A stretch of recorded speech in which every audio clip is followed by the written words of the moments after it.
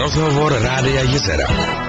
Přímý poslech, pondělní den začneme rozhovorem. Pondělní den, ono už je skoro poledne, máme 11 hodin 6 minut. Se mnou ve studiu europoslanec Libor Rouček, dobrý den. Dobrý den, skoro poledne. Skoro poledne. My jsme využili té situace, že vy máte ve vašem programu, dosti náročném programu, výjezd také na Mladoboleslavsko, takže jaký je program vašeho dnešního dne?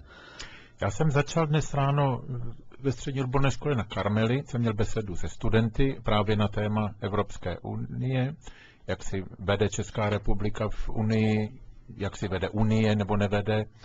No a teď po rozhlase půjdu do Škody Auto, půjdu si prohlédnout nové muzeum, kde jsem ještě nebyl, těším se na to, a potom také samozřejmě do provozu, je tam spousta nových věcí, začíná se vyrábět třetí verze Škody Octavie, takže i na to se těším, protože je to velmi důležité pro mě, pro rozhodování. Minulý týden například jsme rozhodovali, jaké by měly být hlukové limity do budoucna pro auta, takže je potřeba vědět prostě, jak se auta vyrábí, jak fungují, aby jsme neschválili něco, co by mělo třeba negativní vliv tady na Škodovku v Boleslavi.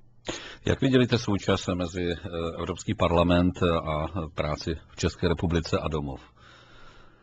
Nezmáhá vás trošku to cestování? Ono do Bruselu to je sice kousek, ale... Ono do Bruselu je to kousek, letadlem to je 1 hodina a 10 minut, do Štrasburku taktéž, i když do Štrasburku jednou za měsíc většinou jezdím autem, tam je to 600 kilometrů. Čas je rozdělený tak, že vždy tak 3-4 dní z týdne jsme v tom Bruselu nebo jednou za měsíc ve Štrasburku, no a zbytek se snažím trávit doma, nemyslím doma na gauči, ale v České republice, navštěvovat právě jako dnes Mladou Boleslav, tak i ostatní města, regiony, bavit se s lidmi na téma unie. Nestrácet realitu. Nestrácet realitu, přesně tak, protože jak jsem již dal ten příklad, prostě třeba hlukových limitů, je velmi důležité vědět, prostě co ta země potřebuje, co potřebujeme, co potřebuje průmysl, prostě obchod a podobně, a aby když o něčem hlasujeme, aby jsme přinesli pozitivní výsledek a tu naší zemi nepoškodili.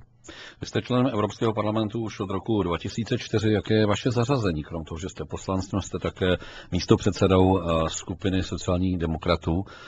Jaké je tedy vaše zařazení nebo pozice v té hierarchii?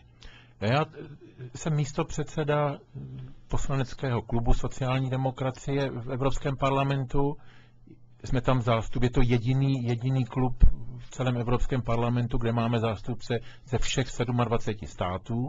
Nejsme nejsilnější, jsme druzí nejsilnější. Kdo je nejsilnější? Nejsilnější jsou evropští lidovci, to znamená strany typu německé CDU, CSU, rakouských lidovců a podobně. Naši KDU-ČSL. Naši KDU, máme tam dva zástupce z KDU-ČSL, takže oni, i když nemají, třeba nejsou zastoupeni v poslanecké sněmovně, tak v Evropském parlamentu ještě mají své 2 zástupce. My když sledujeme poslaneckou sněmovnu a vlastně kluby, které se tady v úzovkách handrikují mezi sebou, kdy je vlastně koalice opozice, jak to funguje v parlamentu? Vy jste druhá nejsilnější strana, zda to funguje tak, jako že tam je zase nějaká koalice, která upozadňuje tu opozici. Je to úplně stejné, nebo ta jednací stupně jsou trošku jinak dány dohromady? V tom Evropském parlamentu je to trošku jiné. Je to jiné z důvodu, že žádná ta skupina nemá většinu. Nemají ani ti lidovci, nemáme ji my. Takže když chceme vytvořit silnou pozici v parlamentu, musíme dohadovat, musíme vytvářet kompromisy prostě s těmi ostatními. To znamená jak s lidovci, tak třeba s liberály, se zelenými a podobně. Takže ta práce je velmi, velmi zajímavá, fascinující, protože když máte zástupce ze 27 států, každý samozřejmě ten stát má trošku jiné priority, vidí to jinak. Například, když jsem zmínil hluk, průmysl, životní prostředí, tak je rozdíl, nebo jak hlasují třeba poslanci ze států, kde se nevyrábí automobily, a jak hlasují ze států, kde se vyrábí. Ale i tam je to ještě různorodé, protože třeba ve Francii nebo v Itálii vyrábí spíš menší vozy, u nás nebo hlavně v Německu větší. Jsou prostě zájmy těch zemí, ano. Zájmy zemí jsou různé a naší úlohou, a to je také úlohou třeba toho místopředsedy v mém případě, dát dohromady konsenzus jak v rámci té naší politické skupiny, tak potom i v rámci celého parlamentu. Když to zjednoduším a převedu na naše politické poměry, nelze tedy v Evropském parlamentu se dělat v úzovkách na schvály, tak jak to vnímáme při jednání v České republice? Nelze si dělat na schvály, protože to by v tom obrovském počtu, kde máte 750 poslanců, to by prostě nemohlo fungovat. A tam ty na schvály, na to tam prostě nejsou zvyklí, nejsme zvyklí a někdy, když si třeba večer pustím České zprávy nebo v noci Poslaneckou sněmovnu, tak je to trošku k pláči. Ano, když vezmeme události posledních dní, co říkáte na projev pana Grebeníčka vůči Janu Palachovi? Samozřejmě já jsem z generace, když se Jan Palach upálil, mě bylo 14 let a pro mě vlastně celý můj život, já jsem odešel v 77. do exilu právě z důvodu, že jsem chtěl měnit situaci doma, abych se něco naučil, vystudoval jsem politologii, pracoval jsem pro změnu i třeba na Hlasu Ameriky, tak pro mě něco takového prostě je abych to nazval česky, odporné. Protože generace, která Jana Palacha zažila, ví, že to byl prostě čistý člověk, byl levicového smýšlení, ale ten jeho čin byl na protest okupaci a hlavně na protest té šířící se již pasivitě a normalizaci. Takže něco, co řekl pan Grebeníček minulý týden v parlamentu, je prostě odporné a nechutné. Rozhovor Rádia Jizera. Dnes pondělí mimořádně s naším dnešním hostem Liborem Roučkem, europoslancem. My jsme tady probrali tu situaci, vaše postavení v Bruselu. Vraťme se ještě k tomu složení toho Evropského parlamentu. Ona celá Evropa, když se to tak vezme, je jaksi doleva. Vnímáte to i vy v parlamentu? Zase na druhou stranu, my tady v Čechách si říkáme, jiná levice je tady a samozřejmě jiná levice musí být ve Francii nebo v Německu, v těch silných státech. Je tady neustále ten komplex té minulosti před rokem 89. I před 2-3 lety jsme měli situaci, kdy jenom 4 nebo 5 vlád v Evropě z těch 27 bylo vedeno sociálními demokraty. Teď, i pod vlivem té finanční a hospodářské krize, situace se mění. Každé volby, v podstatě se dá říct, bo téměř každé volby, dnes vyhrávají socialisté a sociální demokraté. Viděli jsme to ve Francii, vidíme to konec konců i v Německu, když jsou regionální volby, a to kancléřka Merkelová je velmi populární. Tento měsíc budou volby v Itálii, začátkem března na Maltě a i tam v těchto dvou zemí uvidíme prostě posun doleva. Pokud jde o českou levici, já myslím, že sociální demokracie po těch 20 letech, a nezapomeňme na to, že mezi středo- a východoevropskými zeměmi česká sociální demokracie je ta původní historická, není to strana, která by si změnila jméno nebo se přeměnila z bývalé komunistické strany. Takže ta sociální demokracie, si myslím, zapadá do toho západoevropského spektra. Problém samozřejmě je pořád s komunisty, protože my jsme země, kde komunisté jsou z celé té Evropy vlastně nejsilnější. Jinde, jak říkám, změnili si jméno, změnili si do určité míry svůj program. Tady se pořád nazývají Komunistická strana Čech a Moravy. To je samozřejmě problém. To je samozřejmě problém nejenom pro sociální demokracii, ale myslím, že pro celé spektrum a pro celou společnost. Vy jste samozřejmě teď v tom našem rozhovoru uvedl finanční nebo ekonomická krize. Evropský parlament teď sestavoval rozpočet na rok 2014 až 2020. S jakými vizemi jste tam pracovali? Protože třeba ten letošní rok je takový, že spousta firm, spousta lidí neví vůbec, co bude. Natož státy a teď taková obrovská aglomerace nebo takové jsou státy, jako je Evropská unie. Takže s čím se tam pracovalo? S jakými tezemi, co bude za těch 7 let? Přesně tak, protože ta Evropská unie se snaží vytvářet dlouhodobý rozpočet, tak, aby tím rozpočtem napomohla k ekonomickému růstu. A my třeba pokud o ten Evropský parlament, a nejsme to jenom my sociální demokraté, jsou to i zástupci ostatních politických stran, jsme s tím rozpočtem trošku nespokojeni, protože poprvé vlastně v historii celé Evropské unie ten rozpočet je nižší. to samozřejmě se dá pochopit, když máme finanční a hospodářskou krizi, státy musí šetřit a to by Unie měla také. Ale my jsme nespokojeni s tím, že se škrtají programy, například výstavba dálnic, rychloželeznic, vysokorychlostního internetu a podobně, kde je určitá přidaná hodnota tím, že se to dělá na úrovni celé Evropské unie nebo více států. Takže my jsme s výsledkem těch vyjednávání, které neprobíhaly tentokrát v Evropském parlamentu, ale na úrovni předsedů vlád 27 států, tak prostě s tím výsledkem z tohoto důvodu nejsme spokojeni. A nejsme s ním také spokojeni z toho důvodu, že vlastně poprvé ten rozpočet vytváří deficit. A podle Evropské smlouvy, podle evropských zákonů, Evropská unie nesmí hospodařit deficitně. A my tady máme situaci, že na těch příštích 7 let bylo schváleno, že by celkové výdaje měly být 960 miliard euro, ale v příjmech máme jenom asi 908. Takže o tom se nyní bude vyjednávat. Ano, tady je pozice jednotlivých států, těch 27 států, a teď dojde k vyjednávání ještě s Evropským parlamentem. A my při těch vyjednáváních toto bychom chtěli odstranit. Otázka je, zda se to podaří nebo jakým způsobem. Je tedy možné, že Evropa se bude zadlužovat? Evropa jako celek by se neměla zadlužovat. Protože i ta krize, co máme v eurozóně, tak je to vlastně zadlužení jednotlivých států. Není to evropských institucí. Takže velké dluhy mají, já nevím, Španělé, Řekové, Italové, jo, ale není to... To jsou prostě lokální problémy. Jo. Ale samozřejmě ty lokální problémy mají dopad, máme-li Řekové, společnou evropskou měnu. Pojďme za tou měnou, jak jste se zmínil, jste pro zavedení eura v České republice? Já ve střednědobé perspektivě pro zavedení eura jsem.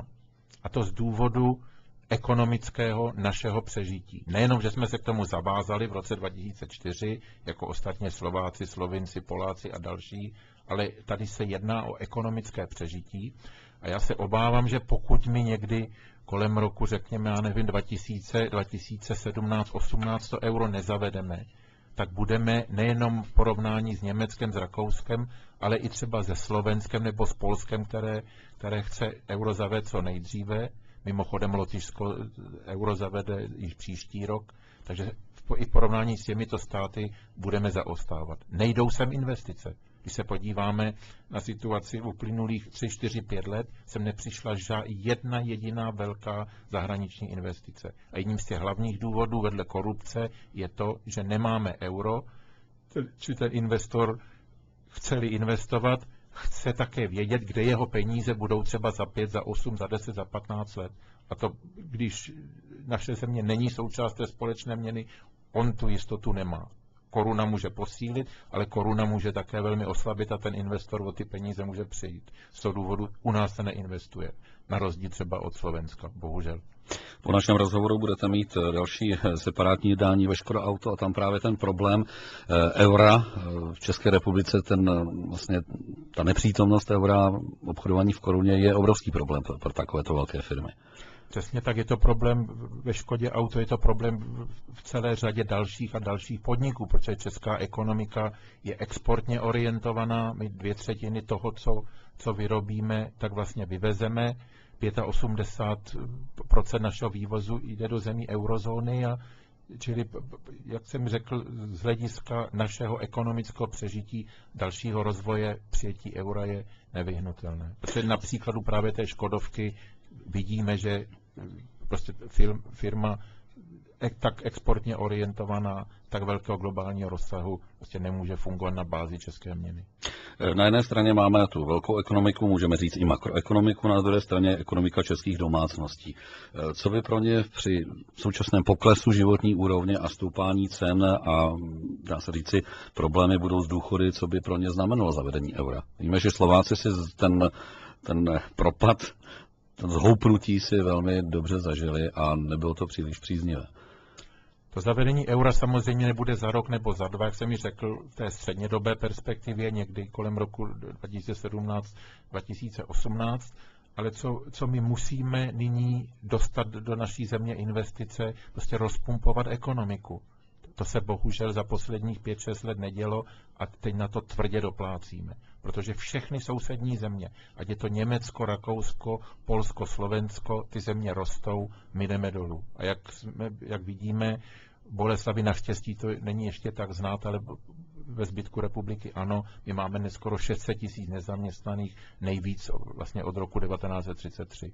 A jestli s tím něco neuděláme, ta nezaměstnanost se bude dále zvyšovat. Čili my potřebujeme investice, potřebujeme infrastrukturální projekty, nastartovat ekonomiku a potom i ty menší firmy nebo domácnosti tím, že prostě bude větší zaměstnanost, bude se víc utrácet, lidé se budou mít lépe.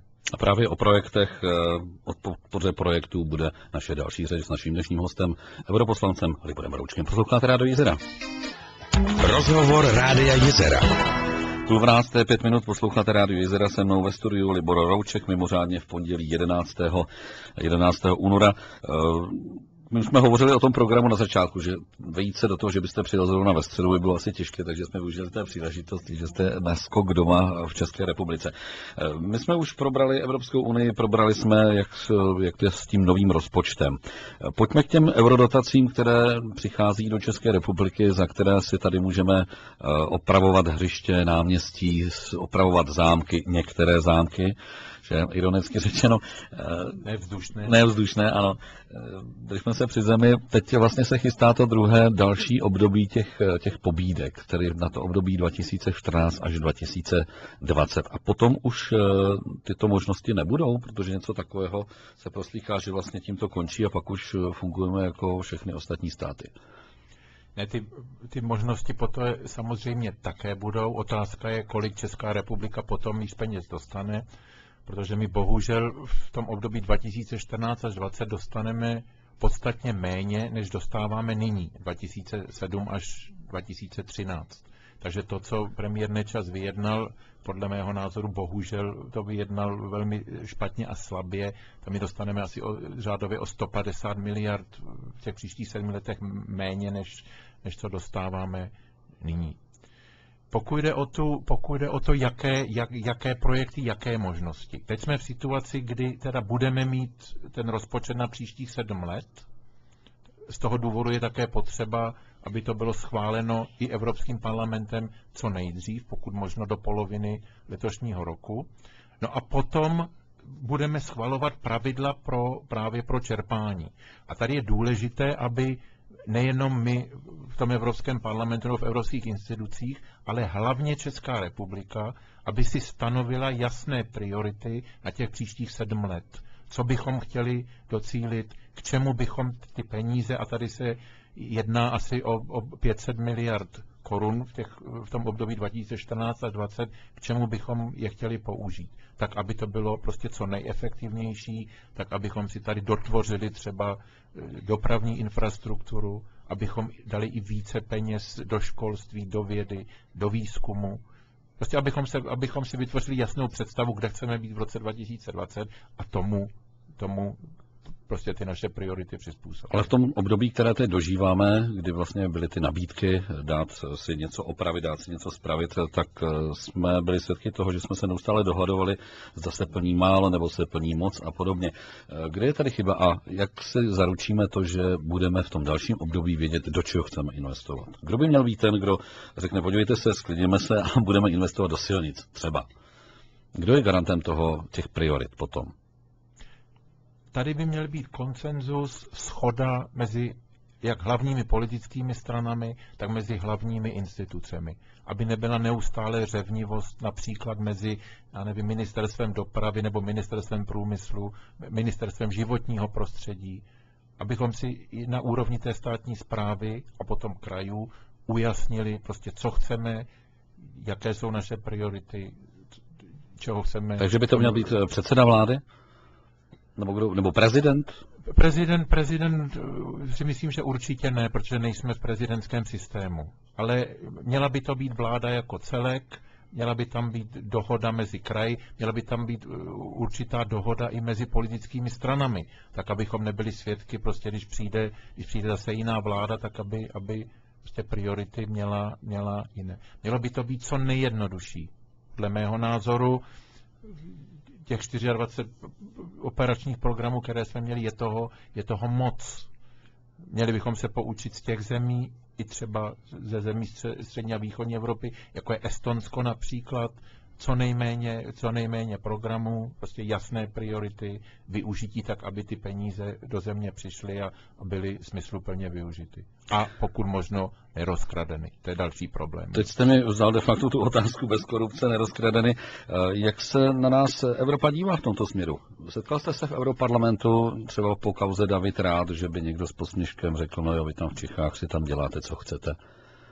Já myslím, že v Europarlamentu i v ostatních institucích kauza David Rath moc známa není. To je spíš takový folklor u nás.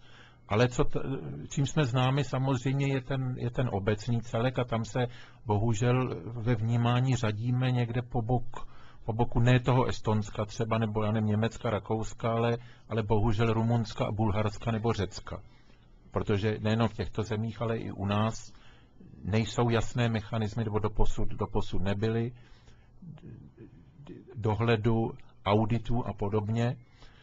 A takže výsledek byl ten, že viděli jsme to konec konců v uplynulém roce, že na dlouhé měsíce prostě byly pozastaveny platby a to nám samozřejmě nepomáhá jak v naší reputaci venku, tak i v ekonomice tady.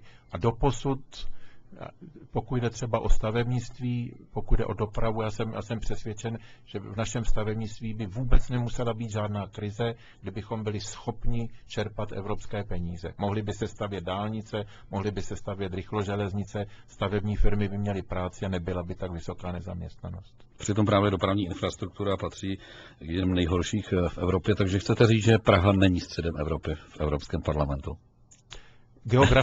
Geograficky ano, samozřejmě. My bohužel naší geografie moc nevyužíváme. Když mluvíte o dopravě, já myslím, že my bychom z toho mohli těžit mnohem více. Nejenom tím, že máme rozbité dálnice a silnice, ale právě využít té dopravy, využít toho, že bychom mohli být ten dopravní úzel, navázat na to další činnosti, služby a mohlo by to být prostě k našemu užitku. Bohužel zatím je to tak, že kamiony tady vytvářejí díry a taky naší v úvozovkách chytrou daňovou politikou, tak i ty kamiony tankují dneska venku a ne u nás, aby tady nechali aspoň peníze za ty služby a daně za nákup nafty nebo benzínu. Hovořil jste o tom, že vlastně máme jednu z největších nezaměstnaností historicky u nás v republice. Ovšem do další propasti se řítí Španělsko. Jak tam se připravuje určitá záchrana, protože tam je to daleko větší problém než v tom středu Evropy? Ve Španělsku nebo na jihu Evropy obecně samozřejmě ta nezaměstnanost je ještě vyšší než u nás. A je to obrovský problém. Ve Španělsku dnes je skoro 6 milionů nezaměstnaných. Je to 25 milionů mezi mladými dokonce, 25% mezi mladými dokonce více než 50%. Španělé tvrdě doplatili na to, že když byl hospodářský boom, ten boom byl postaven hlavně ve stavebnictví, takže než došlo ke krizi, tak ve Španělsku se stavilo nějakých 800 tisíc bytů ročně, dokonce více než ve Francii, Německu a Británii dohromady. Pak ta bublina praskla a dnes samozřejmě a to Španělé tvrdě doplácejí. Jak jsou na tom Italové?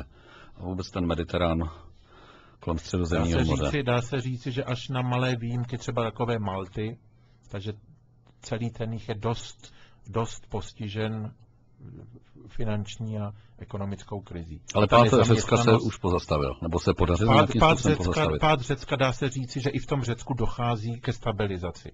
Kde došlo ke stabilizaci je Itálie, protože my málo o tom víme, ale Italové třeba už nemají deficit nebo primární deficit, kdyby nemuseli splácet půjčky, tak už mají silný přebytek státního rozpočtu. Takže krok za krokem nejenom eurozóna jako celek, ale i ten jich se stabilizuje. A to je také důvod, že dnes ani nejrůznější finanční spekulanti v Londýně, v New Yorku, v Hongkongu, nikdo nesadí ani cen na to, že eurozóna se rozpadne. Na rozdíl od loňského roku, kdy si na to sázeli a mnozí na tom prodělali, jak se česky říká, kalhoty. Nejenom o eurozóně, ale také o dalším životě a pohledu na Českou republiku s naším dnešním hostem Liborem Roučkem. Až přijde Tak jsme si teď krátce před 12. hodinou vypůjčili ústřední motiv, ústřední písničku z pohádky Tři veteráni, není nutno, aby bylo příliš veselo. Ono, když to vezmeme, pane Roučku, je teď veselo, nebo v jaké situaci, v jakém stavu se nachází Evropa? Když to berete z toho pohledu, je nějaká nostalgie, letargie nebo strach? Ono je tam vlastně všechno. No to takový mix. On je to takový mix, ale jak jsem již naznačil v té minulé odpovědi, ta Evropa je dnes z nejhoršího venku. A to se ukazuje nejenom u těch investorů a spekulantů, ale já myslím, že i mezi obyvatelstvem. Takže i ti Řekové dnes již to nevidí tak beznadějně, jako to viděli třeba ještě před 3 nebo 4 měsíci. Protože velká část té krize je také v určité psychice. A tady třeba v porovnání s Amerikou nám chybí takovéto pozitivní myšlení, že ta Amerika třeba na tom kolikrát není lépe, ale tím, jak jsou lidé pozitivnější, prostě nepropadají tolik takové té skepsy, pesimismu, tak potom i v té i ekonomicky a finančně ty výsledky jsou lepší. Takže dnes je Evropa, i ten jich té Evropy již zatím prostě kulminačním bodem a já jsem přesvědčen, že krok za krokem to půjde dopředu. To ale neznamená, že třeba ještě v České republice jsme dosáhli toho bodu, kde třeba dneska jsou ty Italové nebo ti Řekové. Tady bohužel se obávám, že v letošním roce prostě ekonomický výkon dál půjde dolů a bude stoupat nezaměstnanost. Když teď vezmeme Evropu, Severní Ameriku nebo Spojené státy americké, vezmeme si asijského tygra, tak dále, asijskou ekonomiku, jak se stojí Evropa v tomto směru, jestli se to dá porovnávat? Já porovnám Evropu s Asií. Ta Evropa samozřejmě, nejenom životní styl, životní úroveň je mnohem vyšší, než je v Asii. Ta Asie, i třeba Čína, platy, životní úroveň 1:10 v porovnání s Německem. Ale ta Čína má pocit, a nejenom ten pocit, že jde nahoru. A to je velmi důležité. Takže když jedete do Číny, nejenom do Číny, do jakéhokoliv jihoasijského města, je tam úžasná dynamika. Máte pocit prostě, že všechno jde nahoru, všechno se daří, všichni neustále pracují, kmitají.